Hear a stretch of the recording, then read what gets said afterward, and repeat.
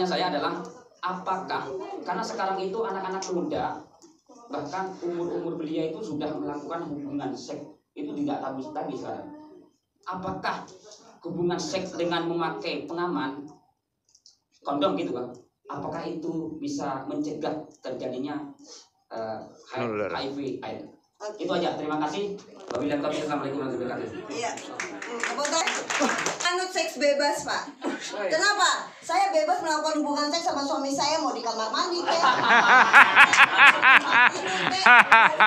Mau siang, mau malam, bebas saya.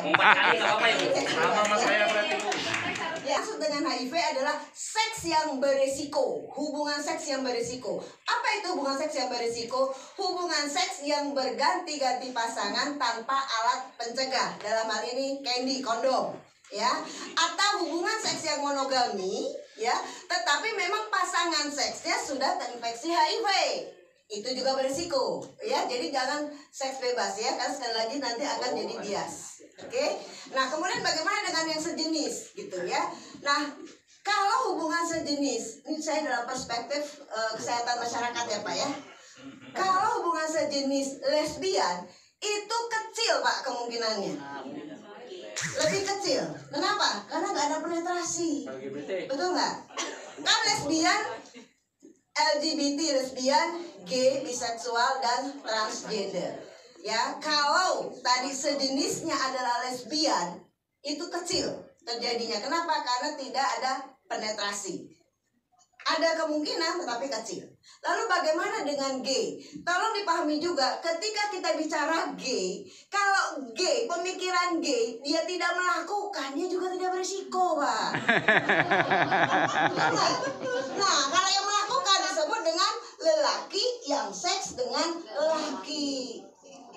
Jelas ya? Yes. Saya gay, tapi saya nggak pernah melakukan. Saya hanya membayangkan ketika berhubungan, ya, misalnya saya laki-laki, ketika saya berhubungan dengan istri saya, yang ada di fantasi saya adalah laki-laki. Nggak beresiko, Pak. Oke, jelas ya? Jadi gay itu dilihat dulu. Nah, yang lebih tepat adalah lelaki yang seks dan lelaki. Suka pun belum tentu.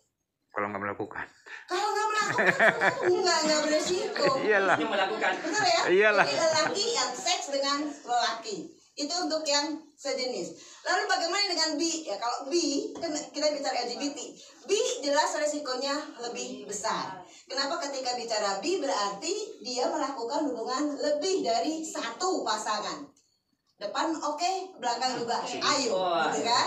Nah, itu juga berisiko. Nah, kemudian transgender juga menjadi besar. Kenapa? Biasanya memang transgender diakui atau tidak diakui, dia memiliki kebiasaan yang memiliki pasangan seks yang lebih dari satu. Nah, tetapi ketika bicara teknik hubungan seks, ya, pada lelaki yang seks dengan lelaki, ya, katakanlah antara, mohon maaf, penis dan anus, ya, maka resiko terjadinya penularan lebih besar yang melakukan dengan anal atau anus. Kenapa? Kalau anal dengan anus, dia memiliki fleksibilitas yang sangat rendah dibandingkan dengan vagina. Jadi kalau kita kenal ada 3 teknik hubungan seks yang dilakukan, oral, vaginal, dan anal, maka resiko yang terbesar adalah dengan anal.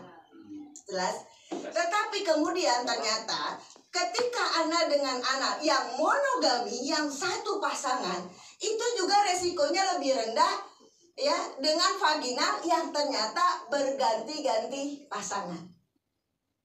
Jelas ya, Pak, ya? Iya, Oke. paham.